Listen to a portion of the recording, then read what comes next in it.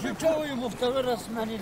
За горячим супом и кашей с котлетой. Некоторые по второму кругу. Здесь уже все друг друга знают. Почти у всех одна и та же история. Жить негде, документов нет, поэтому на работу не берут. А если возьмут, не заплатят, говорят они. Берут на работу, не платят. Просто так работаешь. Ну, они могут дать 200-300 рублей. Это что, деньги, что ли? Одежду могут дать поношенную. Где попал, живут. Везде выгоняют. У Рустема Исхакова дом сгорел, документы украли. Восстановить денег нет. Такая же история у Равиля Мухамедзянова. Нет паспорта, из-за возраста, говорит, не устроишься. Я ходил, да, бывал. Хоть охранником, хоть чего, хоть куда-то. Можно воткнуться.